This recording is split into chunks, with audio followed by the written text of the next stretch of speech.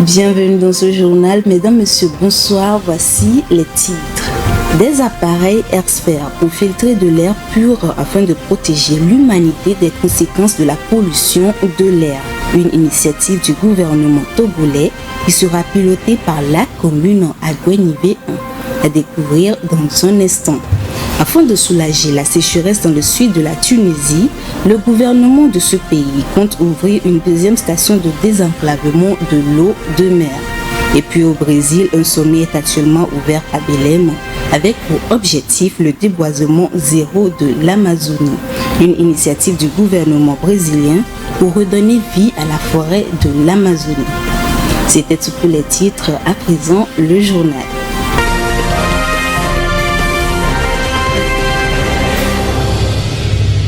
Le Togo s'apprête à accueillir une nouvelle solution de filtre d'air pur à travers la commune Agouenivé 1.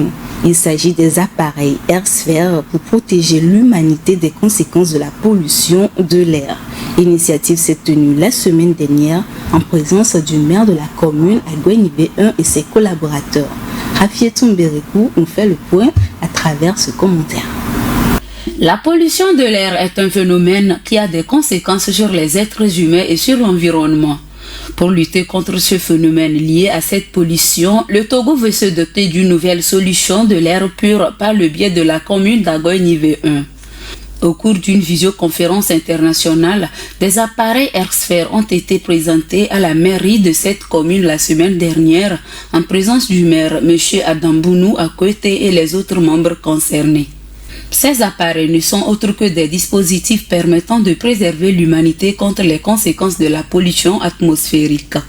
Cette rencontre s'inscrit dans la droite ligne de notre ambition de construire un Smart City avec un centre d'affaires international pour accueillir des multinationales et partenaires en développement qui veulent investir en Afrique à partir du Togo, a souligné le maire de la commune d'Agouenivé 1.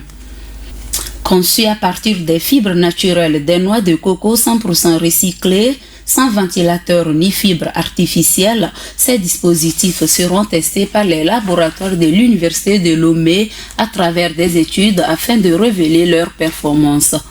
Cette visioconférence était organisée par la société Airsphère et Sage Group en collaboration avec la Fondation Agir pour l'Afrique. Les jeunes ambitieux qui aimeraient embrasser l'agriculture comme profession sont conviés à la première édition du Forum de l'entrepreneuriat du genre et de l'agriculture paysanne FEGAP qui se déroulera du 24 au 27 août prochain dans la préfecture de la ville à Badja. C'est une initiative de l'association Green Ladies Togo pour faire avancer l'économie verte du pays. Les détails dans ce commentaire.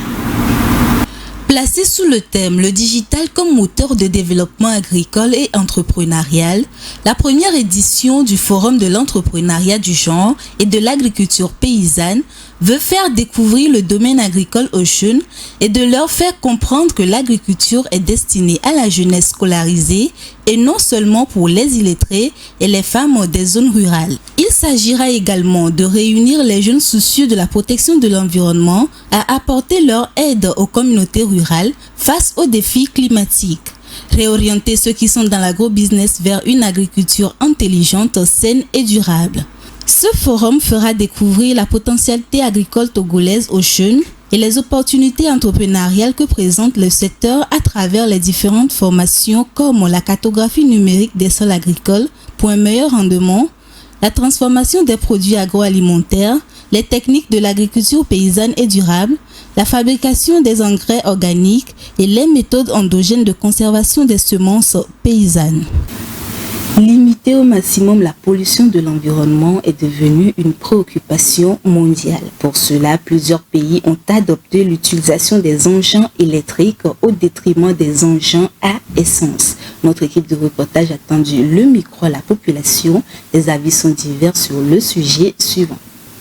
eya nyona nya soya amito ndenya je ya kenya onko ya donya jinye nya nya be ya ye nyona nya mle toazi zo chon eya oneja ola vonyere nene be le na mya wa ni le wa électrique do essence ya préféré électrique puisque nga ebe muchisera elle agbe quoi c'est be je do men tan ma senti au moro le garo mais essence toro mi dona oh oya home a jeune au niveau on l'a senti fio quoi parce que je do men zereka l'homme que nous bon wa électrique ta san egbe batterie agbe déjà quoi on va y fondre la charger batterie quoi ça donne quoi jo on y va station de la noto ah on gagnant préféré électrique à ça essence ça en plus vidange ben rien le java et dans chien ben nous de penton le java la zizou côté à électrique à gagnon le côté ensemble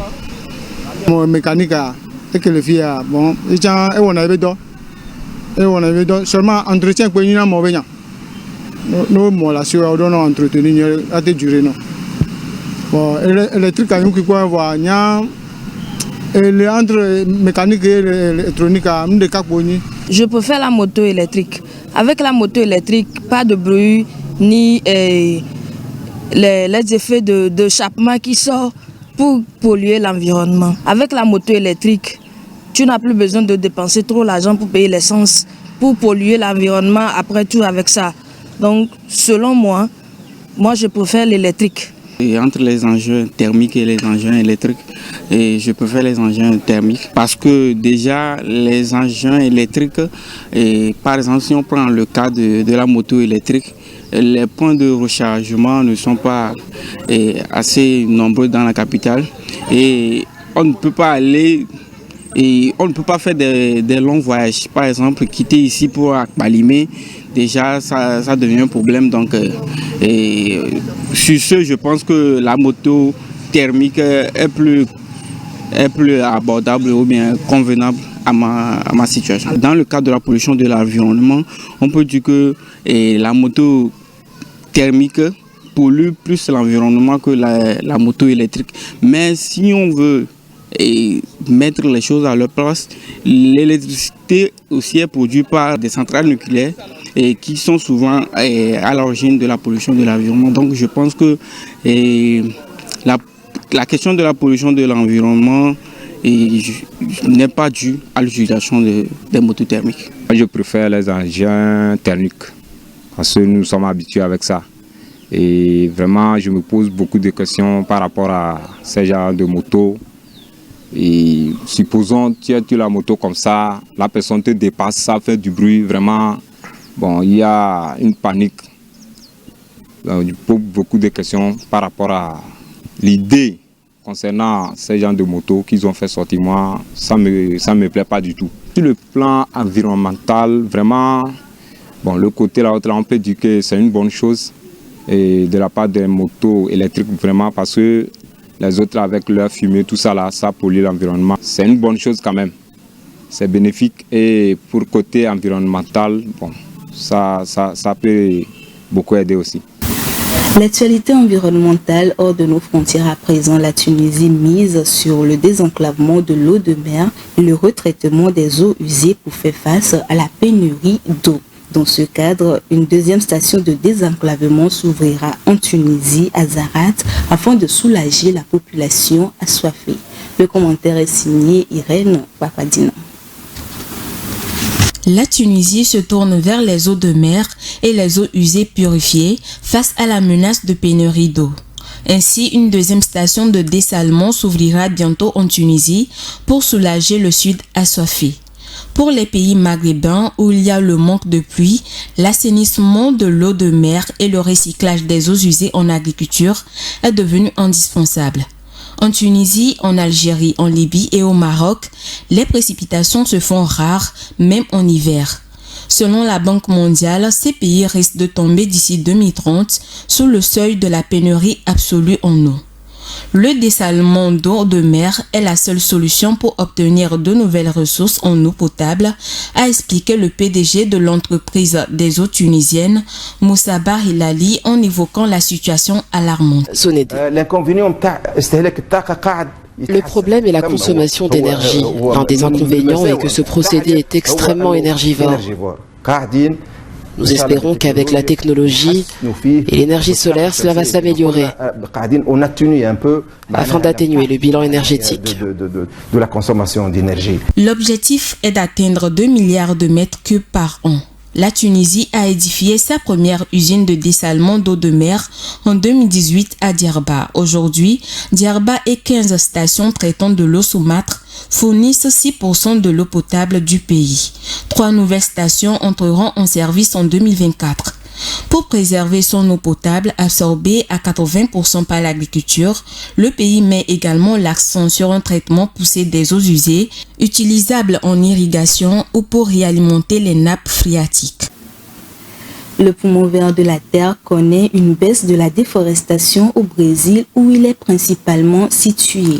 L'Amazonie, qui a subi des incendies les années précédentes, est en bonne voie pour ce qui concerne la déforestation. Avec une baisse du déboisement d'un tiers au premier semestre cette année, les autorités brésiliennes veulent maintenir les caps et contribuer ainsi à lutter contre le changement climatique. Viva Samana. La déforestation en Amazonie brésilienne a reculé de 3 fois en juillet de l'année dernière selon les données officielles rendues publiques par le gouvernement brésilien. Ce recul est très important vu que le mois de juillet, qui est au cœur de la saison sèche, est habituellement l'un des pires de l'année en ce qui concerne la destruction de la plus grande forêt tropicale au monde. L'Institut national de recherche spatiale révèle d'après les données satellitaires du système des terres que le déboisement est de 500 km². Un chiffre qui est au plus bas niveau depuis 2017, soit une baisse de 66% en 2022.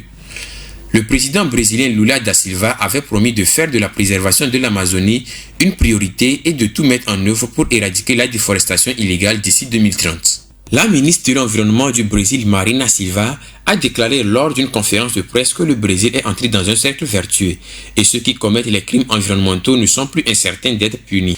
La déforestation a également chuté de 42,5% sur les 7 premiers mois de l'année 2023. Un résultat qui réjouit les organisations de protection de l'environnement, notamment le Fonds mondial pour la nature. Sa représentante au Brésil, Marina Napolitano, indique dans un communiqué que la baisse de la déforestation en Amazonie en juillet est un signe important de reprise de contrôle de la situation. Par contre, la savane tropicale du Cerrado au sud de l'Amazonie, qui regorge d'une biodiversité très riche, connaît un rebond de déboisement. En effet, on constate une hausse de la déforestation de 26% par rapport à juillet 2022. Certains spécialistes de l'environnement craignent un relâchement de la bonne voie du recul de cette déforestation en Amazonie. Rappelons que la forêt amazonienne située principalement au Brésil est la plus grande forêt tropicale de la planète et s'étend sur 9 pays de la zone équatoriale de l'Amérique du Sud. Elle est surtout considérée comme le poumon vert de la Terre. Restons au Brésil, un sommet international sur la forêt amazonienne a débuté aujourd'hui et prendra fin demain.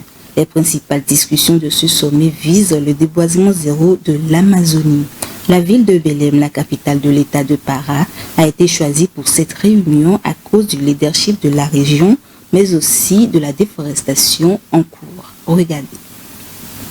Le sommet sur l'Amazonie sera pour le nouveau gouvernement brésilien mis en place l'occasion de marquer le retour du Brésil sur la scène internationale. Les 15 années de la présidence de Jair Bolsonaro avaient encouragé le défrichement de l'exploitation de l'Amazonie. Le retour au pouvoir de Lula da Silva se traduit par un retournement de la tendance, même si la promesse d'arriver au déboisement zéro d'ici à 2030 paraît optimiste. Ce sera aussi un moyen de renforcer la coopération avec les pays sud-américains. Les pays hispanophones voisins s'étaient inquiétés de l'émergence du Brésil comme puissance internationale et avaient refusé de prolonger au-delà de leurs frontières les nouvelles routes brésiliennes. Au cours de ce sommet, il sera aussi question de parler de l'exploitation illégale d'or, qui est un fléau pour l'environnement et la préservation des populations autochtones. Les avions sont placés en tête du classement des transports les plus polluants. Pour parvenir à cette émission de dioxyde de carbone, Un système dénommé Light Pushing est mis en place par les compagnies aériennes. C'est un système qui consiste à encourager les passagers à voyager léger en chargeant moins leurs valises. Rafiet Tsumberekou pour plus de compréhension. En termes d'émissions de CO2 par voyageur et par kilomètre, l'avion se place en tête du classement des transports les plus polluants. Ces émissions sont 45 fois supérieures à celles du TGV, train à grande vitesse, et 10 fois supérieures à celles du bus. Selon les chiffres, un passager en avion émet 285 grammes de CO2 par kilomètre contre 150 grammes en voiture et seulement 14 grammes en train. Pour pallier ces émissions de CO2 et rendre les voyageurs plus écologiques, un système appelé le Light Packing est mis en place par certaines compagnies aériennes. Ce système vise à enhardir les passagers à voyager léger en chargeant moins leurs valises, a rapporté Bibis relayé par SLAT. De fait, le poids des bagages dans un avion participe aux émissions carbone. En ce sens, la compagnie Japan Airlines a ainsi mis en œuvre un programme permettant à ses clients de louer leurs vêtements directement à leur hôtel d'arrivée. Plus besoin de voyager avec sa garde-robe pour les touristes. Des habits de taille et de style différents leur attendent à destination. Ceci pour stimuler le light packing. Avoir un équipement qui sera utilisé par plusieurs clients et qui peut être réparé par des spécialistes est sans aucun doute une meilleure option, a souligné un responsable de la durabilité écologique pour Hôtel Pan. Ce système de location pourrait s'avérer utile dans de nombreux domaines et pas uniquement pour les voyages en avion. Certaines stations de ski des Alpes envisagent mettre en place un tel dispositif pour les vêtements de ski. Pour Justin Francis, PDG de la compagnie britannique Responsible Travel, cette approche de l'écologie transfère le poids de la responsabilité des compagnies aux usagers.